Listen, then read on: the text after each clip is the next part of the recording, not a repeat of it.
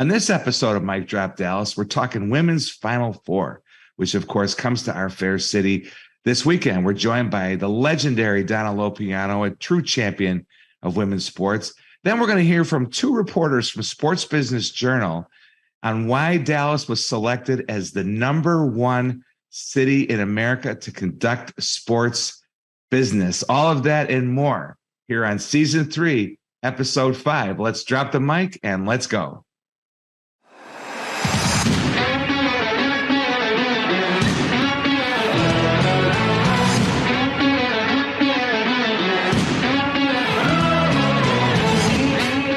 Welcome to Mic Drop Dallas, everyone, the official podcast of the Dallas Sports Commission.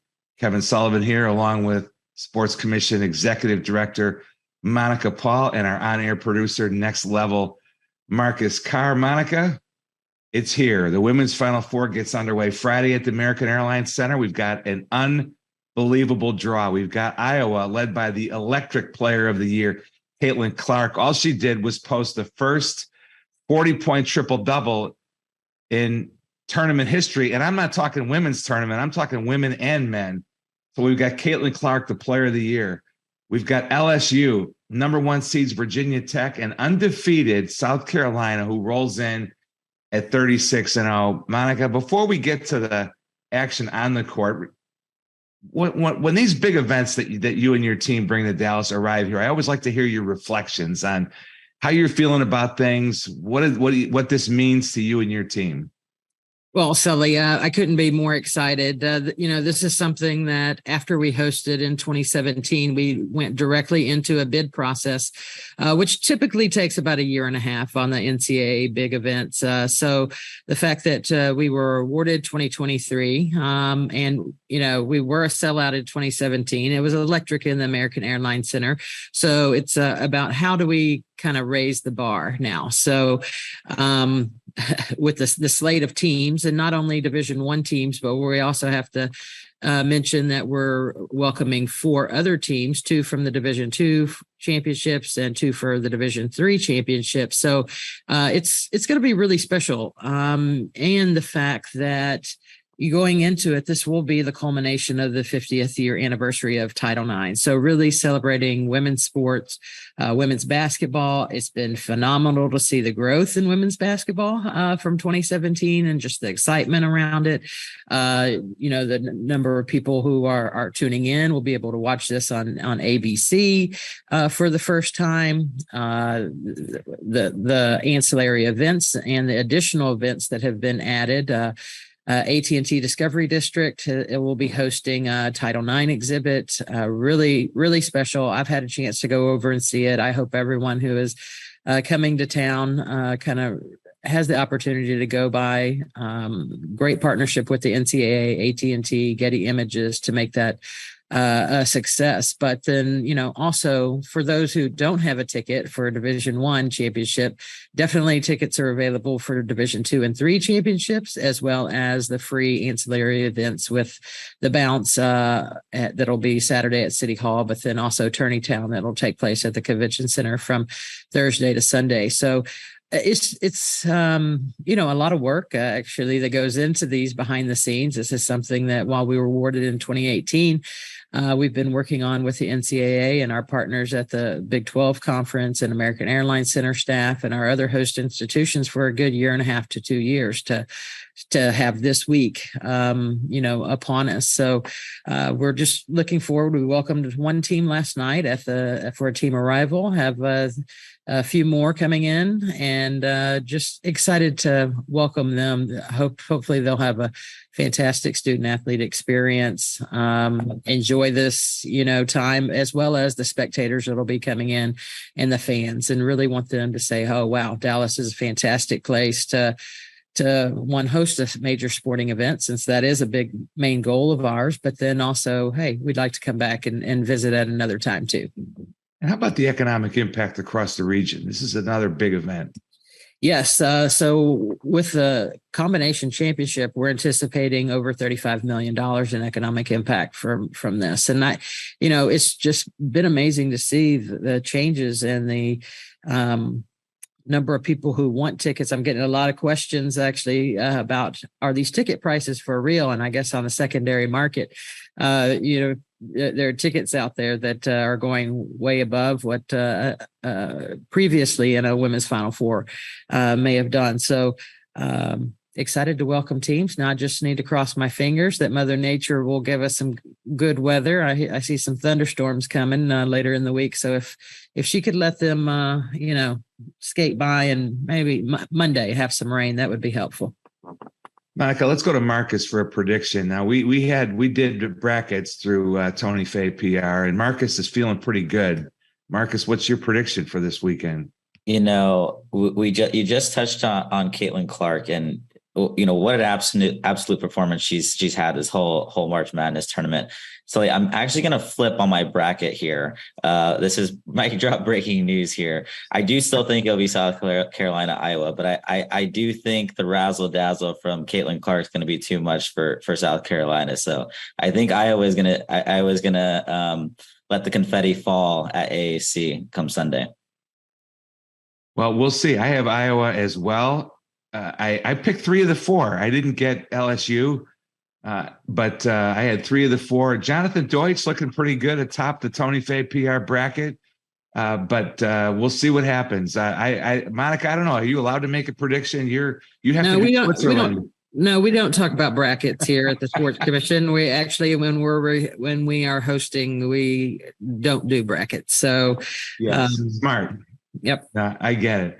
Well, it's an exciting weekend, as Monica said, not just the games, but free events around town. The bounce at City Hall on Saturday. Tourney Town is the Fan Fest at the Convention Center. So check all of those things out. Another great event brought here in part by the Dallas Sports Commission with their great partners and team. Just a quick best wishes to our friends over at the Rangers, John Blake, Chris Young, friends of the mic drop. The Rangers getting underway this week. Lots of optimism and anticipation for the season.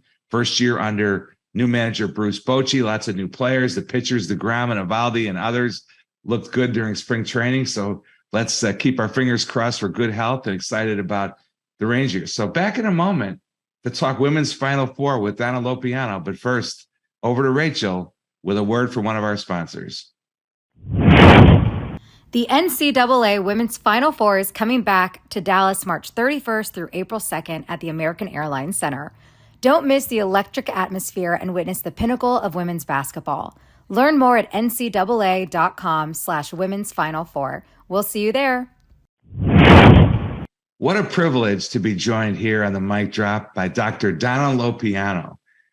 For some of you in our audience know Dr. Lopiano from her years at UT. She was the first director of women's athletics at UT. Monica is particularly excited about that, Donna. She was there from 1975 to 1992.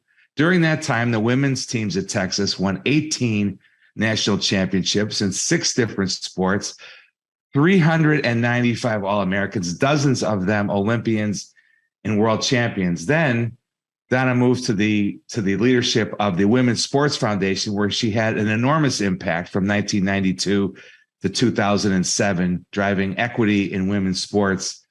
April 29th, she enters the Women's Basketball Hall of Fame. She was an incredible athlete in her own right in softball and other sports, has coached a bunch of sports.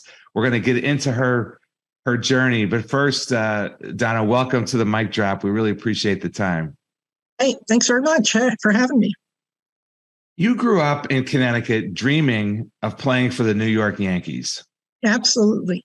There was only one little hitch, is they wouldn't let you play on your local Little League team, even though you may have been the best player. Tell us about that. Did that ignite your drive towards improving equity for girls and women in sports? Totally. I was drafted number 1 in the Mickey Leone Little League. And on the day we were drafted, we were lined up to get our uniforms. And I don't know if you remember how important your first uniform was. Big but time. It was really important.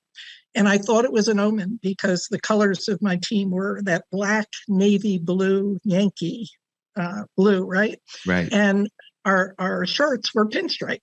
right? And I said, this is it. I'm starting. This is the rite of passage. And I was lined up trying to figure out my head size because you didn't have hats with plastic on the back, adjustable. You had to know your head size. And this very tall father came to stand beside me with a Little League rule book. And on page 14, in the center of the page, were 4 words that would change my life forever. And that was no girls were allowed. It wasn't until 1973 that Little League opened to girls, which was well after my time. So then what happened? I cried for 3 months. My parents were beside themselves. They hunted for a corporate league that I could play in. There was softball for girls, but you had to be working age. You had to be 16 to play. And the Little League trip I was 10 or 11, right? But when I turned 16, my father invited one of his Army buddies to my mother's and father's restaurant, fed him a bottle of Chianti, and he agreed to take me sight unseen and he was a scout for the Pittsburgh Pirates. His best friend was the coach of the national championship Rebestis Breakets softball team. That was just 30 miles up the road, and he agreed to take me to a tryout. He was half drunk when he did it, right? And so I went to the tryout. I turned out to be really good, and he claims to have discovered me. He's deceased now, but I said, yeah, Sal, he discovered me in the bottom of a bottle of Chianti, right? Well, I know you ended up traveling the world with the Breakets for many years, and I read one stat that said as a pitcher, you averaged 2 strikeouts per inning, which is just remarkable. Okay, let's get to the Final Four. What do you think when you reflect back on those days when there were so the opportunities for girls were so limited, and now we have the women's Final Four, as Monica pointed out in our intro, on ABC for the first time, sold out. The secondary ticket market is blowing up. All the excitement that's happening around it. It's now called March Madness, thankfully, for the second year. What do you think about this weekend and how far we've come? I thank God that, 2 years ago, we had a viral sensation showing the difference between men's and women's Final Fours. And the public finally was aware that these were 2 very differently treated championships. The NCAA was embarrassed to death. They had to do an outside independent study that, lo and behold, discovered that the NCAA had offered the women's championship for 0 media rights fees. And it was probably worth $100 million. And that's what it takes for social change. If you have the hierarchy of men's sport in the NCAA at the institutional level that is still 80% male, that still values football and basketball over all other sports for men, and you have institutions that are not giving women equal publicity, equal promotion, equal investment at the institutional or the governance body level, then you stop dead no matter what Title IX says. And we're beginning to see now how much women are losing in that. Because in this name, image, likeness era, if you haven't enabled women to develop their brands in the same way as the brand of a football player who's on television every Saturday or basketball player on twice a week, they're worth less in the marketplace. So the first generation saw participation opportunities. Equal treatment now is going to be the next 10 or 15 years. Speaking of Title IX, and of course, I know with the father of 3 girls, all who played multiple sports, 2 in college, I'm grateful to your efforts and advocacy, way before they were even, born, all the important things that have happened and what you're talking about with the WNBA, a big celebration for 25 years, all the progress now coming in the Final Four, but where we still have a long way to go. What is next? Like, what is yet to be accomplished? You have to remember that Title IX was a father-led movement. Even when you realize what happened in Congress, right? Congress, there weren't women in Congress. It was Dad who stepped up to the plate and created a law for his daughter. And you're the second generation of fathers who think, wow, I can go outside and teach my daughter how to throw. Or I have something in common with her. It's not makeup, and it's not dolls, and it's not having babies. Title IX changed the relationship between parents. And the reason why it was successful is that all parents know what sport means for kids, male or female, and they don't want their sons and daughters treated equally. And that's why Title IX has stayed. But the schools have been Johnny come lately. So when you look at high school sport, for instance, 3.4 million girls now play high school sports. In 1972, it was about 290,000, if you can believe that, right? But the number of boys who played in 1972 was 3.8 million. So girls still haven't gotten to the level of boys, and boys' sport has grown to over 4.4 million. So what do you know from that? You know that Title IX hasn't hurt men's sports. It's a figment of somebody's imagination when a wrestling team gets dropped, that the money is going to women. Money's going to football or basketball arms race. Everybody knows that, right? So we're looking at women still being shortchanged by about 900,000 opportunities at high school level, by about 200,000 opportunities at the college level. Women are shortchanged about $1 billion a year in athletic scholarships. We spend twice as much money recruiting men as we do women at the college level. So there's a ton of a way to go, especially when you realize that the media is still, when you look at print, electronic, I think we're at 4% of all sport media in terms of women's sports. So long way to go still. Grateful for how far we've come, but a long way to go. And the answer is you, as a father, have to keep insisting on equal treatment of your daughters when she gets to college. Same publicity, same promotion. Why aren't we taking the media rights fees from men's football and buying time for women, buying production for women? That's what Title IX would require, but nobody's there yet. So we have to get to that place. And hopefully a younger generation of administrators is going to help do that. But we still are closed shop in terms of the number of women who are making decisions. It's still 80% male in the AD population. Well, Dr. Lopiano, I can't tell you how excited I am when I saw you were going to be our guest. I just missed you at the University of Texas, and I got there in '94. I actually had the privilege to work with the volleyball program with Mick Haley and Glenn Litsky. So I'm very, very excited as a UT alum to see you here, and thank you for everything you did for not only UT, but just women in sports in general. So but let's circle back to during your time at UT, you changed the game completely for intercollegiate women's athletics. So what were kind of the keys to getting that going and achieving so much success? We were an accident of history. We were such an accident of history as I look back right now. What Title IX did is it forced all men's and women's athletics programs to combine under the male athletic director who did not value women. There were only 9 schools in the country that kept men's and women's athletic administrations separate. Texas was one of them. Tennessee was one of them. Iowa was one of them. And it was all of the successfully separate administrations where they didn't come second to football. Women's sports did not come second to basketball. And here the women AD was just totally concentrated on how do I grow women's sports? And that's what Texas did. And we were the first ones to do it, to start booster clubs for women, to replicate the success formulas for men. You hire the best coach. You support them in terms of recruiting money. You promote.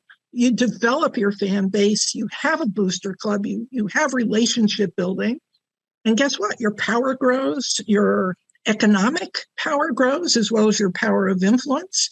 And pretty soon, the governor is sitting at the scorer's table, along with, Barbara Jordan.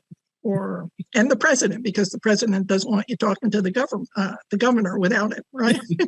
so your power increases exponentially, and that was the fun of the time. But it was an accident of history, because I wouldn't have gotten hired if the first woman president of Texas wasn't hired. So it really was a domino effect of accidents of history. Well, so I hear early in your time in Austin, I have to see here if this is true, that you voted against an amendment to Title IX that would have exempted football. I'm sure that had to be very popular. I actually went to Congress to testify against the Tower Amendment in the first 2 weeks I was on campus. Oh, wow. And you would say, are you stupid? Yeah. Do you know, so phone rings. I'm about to leave for Washington, right? And there's another woman online said, my name, this is Laureen, Donna. I'm thinking, Laureen, who do I know? Laureen Rogers, the president of the University of Texas. And I said, Dr. Rogers, I'm so excited. We're jumping into women's athletics. She said, that's not why I called. I called so that you don't get fired. Oh. And I said, that would be good. And the light bulb went off, right? I said, oh, testifying before Congress. She said, I'm going to tell you what you need to do to keep your job. Number one, you're going to have a courtesy meeting with John Tower. She said, do you know who he is? I said, absolutely. He's the senator from the state of Texas. And she said, do you know he's best friends with the chair of the Board of Regents at the University of Texas? And I said, no, I know that. And so I had to have a courtesy meeting with Tower. And my first words to John Tower were, I am not representing the views of the University of Texas at Austin. I am an independent consultant testifying because of my expertise on athletics. And she said, I want you to do the same thing when you stand up and give your oral testimony. And the first page of your written testimony better have that on it too. Well, I said, thanks. I said, are you telling me it'd be better if I didn't go? She said, no, have a good time. The whole thing was an accident of history when you think about it.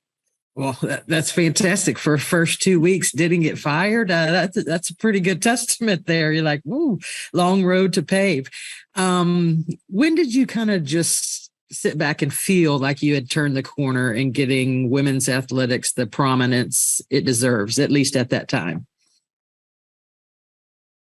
I can only remember one moment that was a distilled feeling. And that was the first time we sold out Irwin Center. That I was standing at the gate, behind the backboard, where the teams come out, whatever. And I was standing there with Jody, and our events person, Lynn Wheeler, was on the walkie-talkie. And she said, you can't start the game. We have lines out here. And I think we're sold out. And I just looked at Jody and I said, you're pretty good. Pretty good. But that was the moment that, you don't even think about it when you're working on it. Yep. Yeah. And we mentioned that you're going into the Women's College Basketball Hall of Fame on April 29th in Knoxville, I believe, right? And that was easy. That was easy to get into, Kevin. Well, you've been in do I have it right? This is your 14th Hall of Fame, I think. But this is the only one I didn't have to play to get into, right? I just had to hire Jody. Right.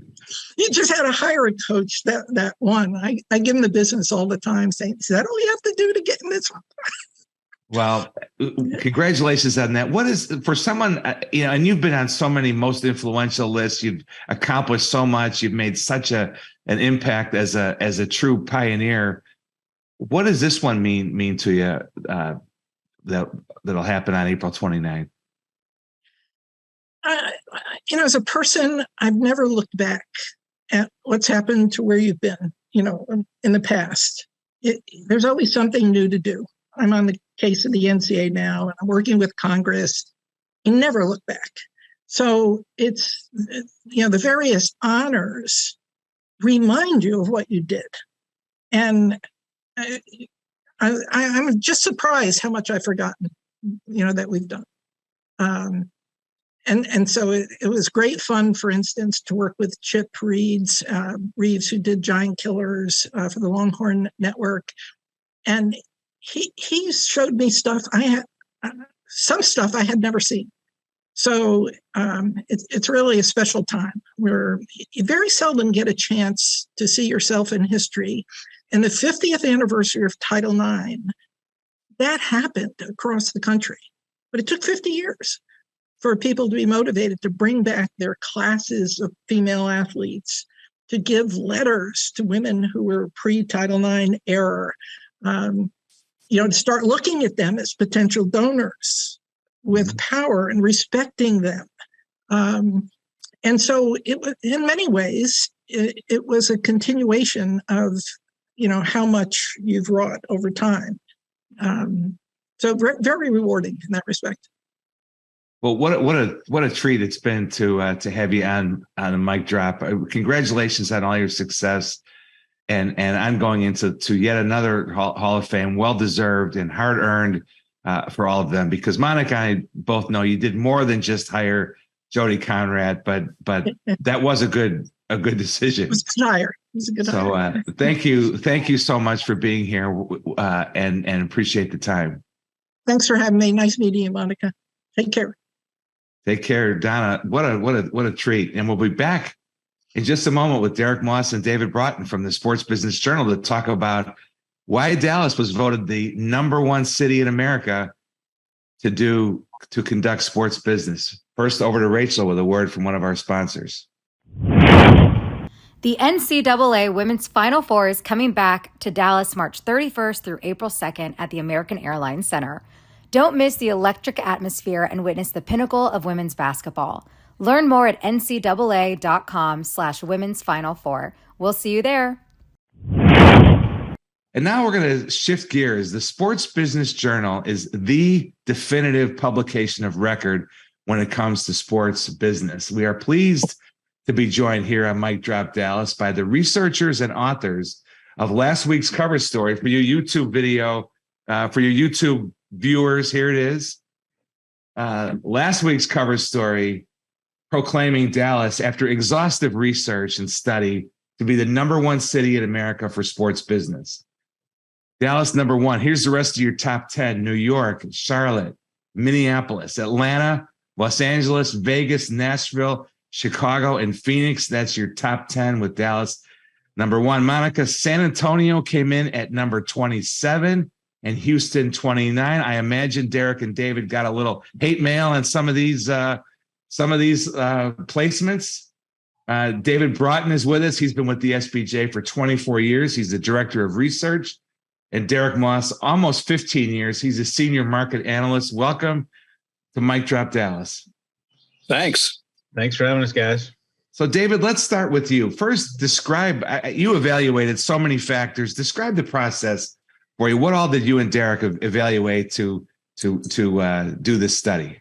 Sure. Well, first, I need to make a quick correction. Today is day 1 of my 25th season here at SBJ. All right. So the 24th season is behind me. And so congratulations. Thank you. To wrap up the 24th season, Derick and I went through almost 500,000 data points. We tracked attendance and in every major league, minor league, and Division I college athletic program in 377 markets in the U.S. And we tracked it for 5 years. We looked at every facility that has been built or renovated. We looked at all the sponsor rosters in each one of those markets, voter referendums. We just really we threw out a really big net and said, what do we think is makes a great sports business city? And those were just some of the metrics that we use. I'll let Derick talk about some of the Sports Business Journal Atlas stuff that we pulled in there as part of the methodology too. Well, Derick, go ahead, Derick. Well, I was just going to say that you can kind of put the research into 3 buckets. So the first bucket would be kind of the size, we call it the opportunity, the size of the opportunity. That's how many sports properties, top tier brand sponsors, agencies, vendors who specialize in sports. It's really how big is the market. And we were able to use SBJ Atlas data for a lot of that, because that's what that is an industry mapping tool. So it would segment out, okay, tell me in the Dallas, and it is sort of the market. So it includes Arlington, Fort Worth, Frisco, all the suburbs. So we use the census data. How the census describes a market is what we went by. And so the first bucket is just what we call opportunity. That's physically how big is the market. The second bucket is a little more qualitative and gets at what David was talking about, public-private partnerships, the regulatory environment, cost of living. So think about if I'm an agency and I want to open up a satellite office somewhere, can I pay my employees a wage that enables them to buy a house in the market? That's a big issue for folks. So that's more of a qualitative bucket of data. And then that third would be just interviews with industry executives. So we went out and talked to about 100 high-ranking industry executives across all parts of the industry. We gave them anonymity because we wanted them to be brutally honest with us, and they definitely were. And so we then graded all those conversations on a sentiment basis, either a positive or negative sentiment. I can tell you Dallas did really well in the first bucket, although not as big as New York. I mean, New York and LA still have the bigger markets. Dallas excelled with facilities. I think David can correct me if I'm wrong, but I think Dallas, we rated number 1 for facilities across the country. Yeah. And then the third bucket was, executive sentiment, and Dallas also graded out really highly there. So they were the city that really did really well in all 3 of those categories, and that's really what led them to be number 1. Derick, one thing in the first sentence of the story, and you wrote the sidebar story on Dallas, and the first sentence reads, "In the end, the data, the industry, and even rival markets agree Dallas is clearly the star." Tell us a little bit more about those rival markets and sort of those anecdotal conversations that, given anonymity, it sounds like some of the other big city players were also pointing to Dallas. That must have made a difference too. It does. And we were a little bit, we talked to all these folks as we were compiling the data, but then after we had our rankings complete and we had a list, we went back to some of those executives just to kind of sanity check our work. And while some people were surprised that maybe Chicago is at 9 or that, some cities, well, we may have a problem with this, we really didn't get any pushback about Dallas being number 1. We thought we would, because people have an assumption that would be New York or LA just because they're still the 2 biggest markets. But when we talked to executives, they were not surprised that Dallas was number 1. I think that all the new construction, there are a lot of things that go into this, but if you think about big picture, the move away from places like LA and San Francisco to markets like Dallas and Phoenix and Nashville, that really showed up in our data. And so when you look at the number of brands that have moved to Dallas, the number of agencies that are in town as compared to what it was maybe even 10, 15 years ago, there's just a lot of things going on in Dallas, and it's now a destination, and that market is getting bigger as opposed to maybe on the coast, those markets getting a little bit smaller. Now, David, Monica would never say this. She always gives credit. Of course, the Dallas Sports Commission, under her leadership, brings so many events here of all sizes and shapes that contribute to this vibe here. And one of the points Monica always makes is the corporate support here, the business community support, which means a lot of things, not just money, but volunteers and other things. I noticed in the study, you said that Dallas has 64 major brands based here that have deals with all 4 of the major sports, the sponsorship deals. And that is that's third to New York and LA. Right. That business community and all the corporate headquarters here, combined with the leadership of the Sports Commission, I know, and obviously FIFA recognized it with awarding Dallas and the region a World Cup in 2026. But what about the business, the role of the business community?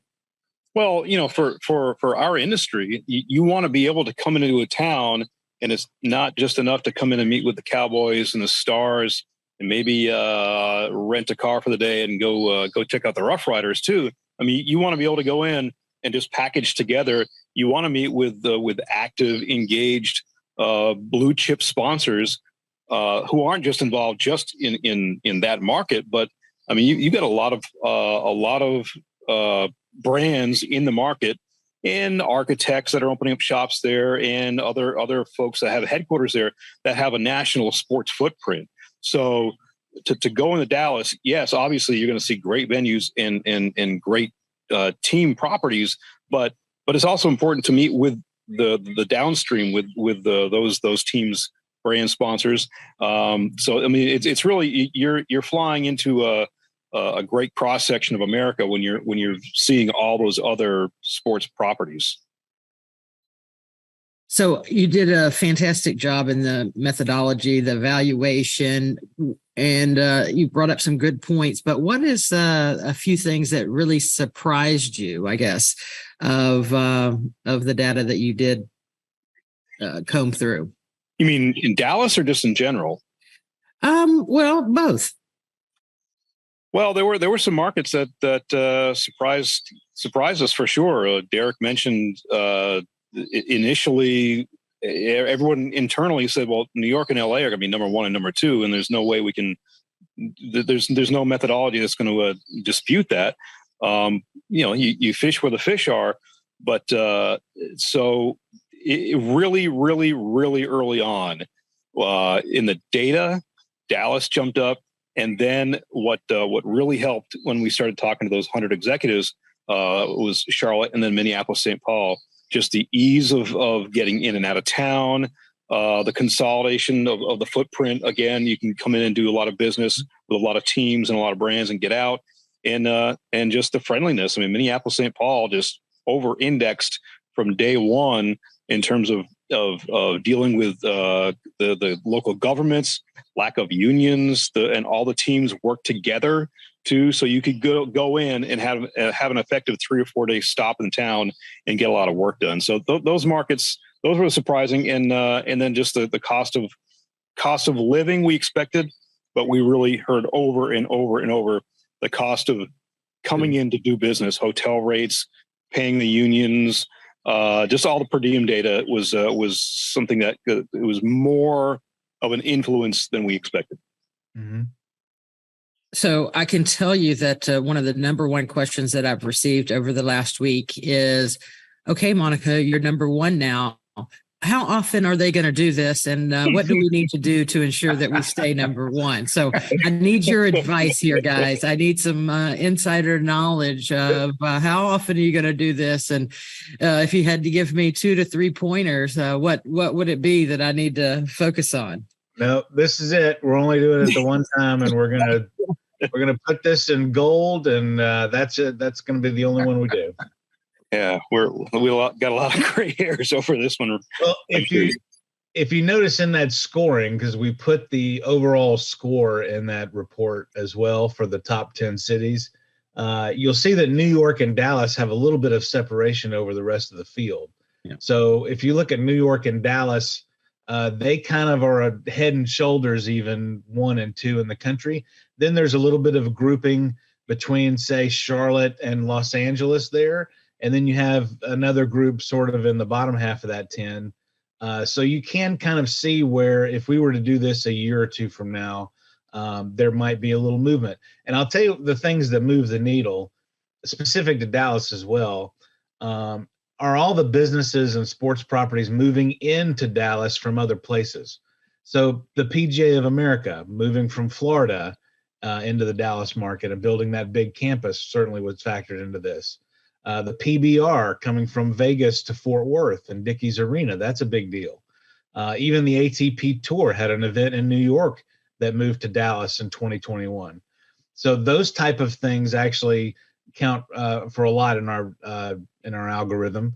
And then you look at even the brand side, Topgolf moving in from Chicago, AECOM, which is a really big sports civil engineering company and general contractor, Toyota, McLaren, even brands like Smoothie King. You don't think about it. They moved from New Orleans. Smoothie King has a lot of sponsorship deals, especially in the NBA.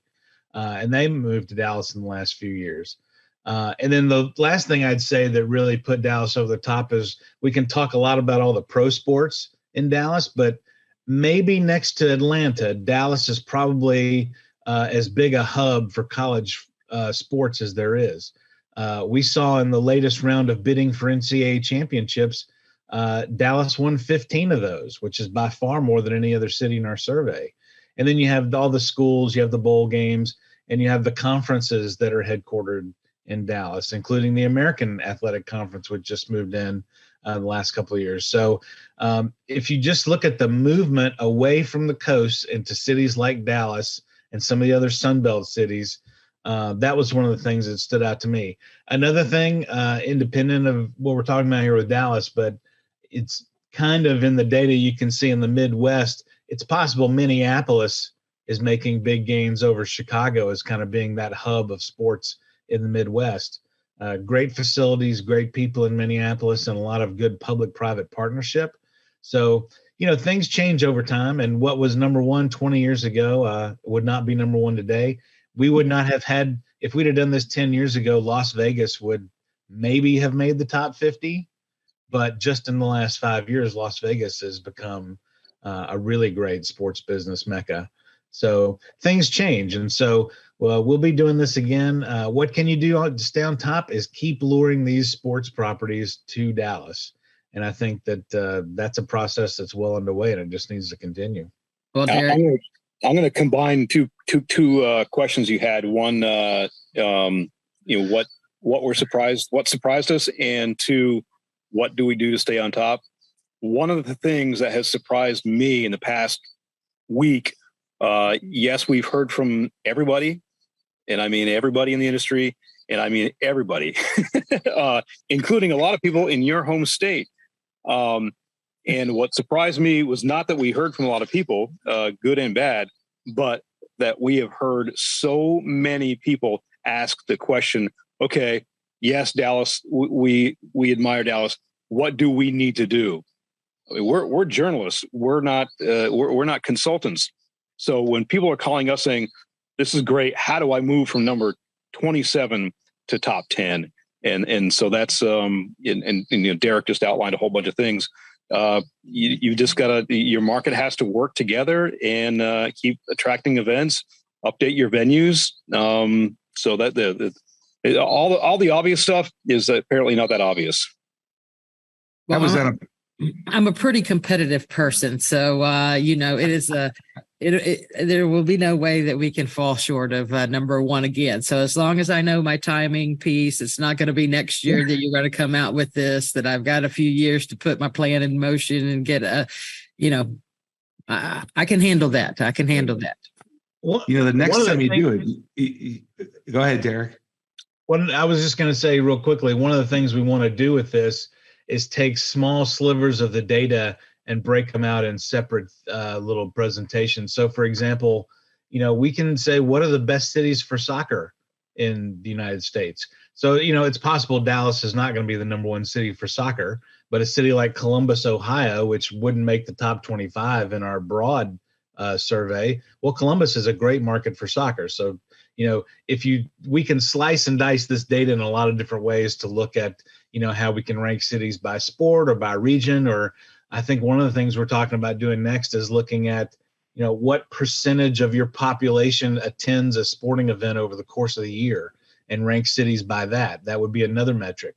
So, what you've seen so far is the big set of macro data, but I think over time we'll be able to chop this down into smaller bits, and it'll look a little differently every time. And the next time you do this, and I hope you do take a couple of years off so Monica gets a little rest, but you will have data on PGA Frisco. You mentioned the PGA of America moving here, and it's going to be extraordinary, including the entertainment district and the non-hardcore golf stuff. So that'll be big. But I wanted to make one. You guys can't make an editorial comment, but I was on a plane flying back to Dallas a couple of weeks ago, and the guy sitting in front of me, I overheard telling someone, I just moved to Dallas. And he said, it's great, but there's really nothing to do. Because he said there's no mountains, there's no ocean, And he is going to learn what everybody. I moved here in 1980. I left after 20 years, for 15 years, came back to Dallas. What everybody who moved here from somewhere else learns is Dallas's superpower, its secret sauce, is the people, combined with the entrepreneurial spirit, that can do entrepreneurial mojo that we have here. It's why the Breimer bill, the most recent referendum to renovate the facilities, sports and otherwise, at Fair Park, passed by a monster margin. Monica had maybe something to do with that too.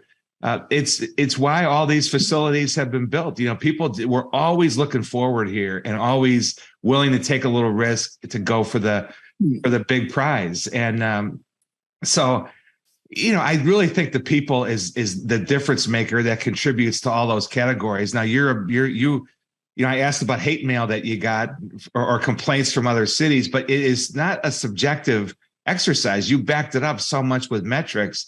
But was there one city or another that complained the most about where they ranked to you two? Sully, don't put them on the spot like that. You gave me this. All right. Houston numbers earlier, and I haven't heard from them, but I'll see them later on this week in Houston for the men's Final Four. So I may ask them how they're feeling. Oh, I know how they're feeling. Oh. I had to do a little report comparing Dallas and Houston for folks. It wasn't that close. And I'm not trying to brag on one or another. I'm just looking at what the data tells us. Look at those NCAA championships. Houston and Dallas both bid on all those. Dallas got 15 of them. Houston got 3. Now, they did get Final Four. That's a big one.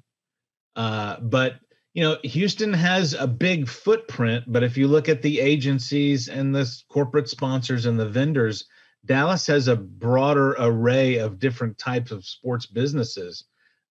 So it really wasn't that close. I mean, if you look at colleges, the 3 conference headquarters that are in Dallas, Houston doesn't have any.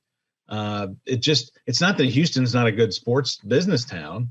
And let's also make a distinction here. We're talking about a sports business city, this is not indicative of the fans.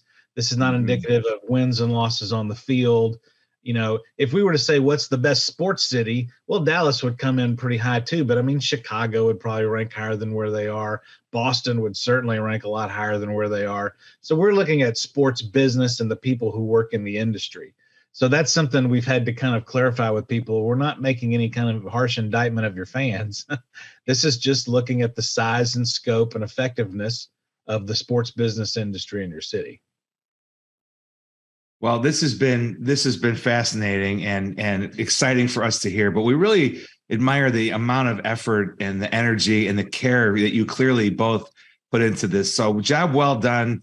I would say that even if Dallas didn't come out on top, this is really an impressive undertaking. So thank you for that. And thanks for being with us today here on the Mic Drop. Thank you. Thanks for having us. You guys have a good week. All right. Monica, you gonna be in Kansas City for Sports ETA? Possible. It depends on some timing. Okay. Dallas does have Deep Ellum Brewing. Yes, we do. Nice. I'm a big fan. Okay. Well, I know what to bring you then. That's right. We noticed even in the lead of the story, David inserted his love of craft beer. I noticed that. We picked up our, in parentheses, craft beers. And that was not a coincidence. Yeah. Well, that's good. We love a little product placement here on the Mic Drop. Thanks again to Derick Moss and David Broughton of Sports Business Journal for joining us. Also, thanks to Donna Lopiano for being here with us this week. On behalf of Monica, thanks to the Mic Drop production team, Daniel Piscura, Jason Kurtz of Tony Fay PR. Thanks to Rennet Vocal Media, of course, the great Next Level Marcus Carr, our showrunner, Tony Fay. Until next time, thanks for listening, everybody.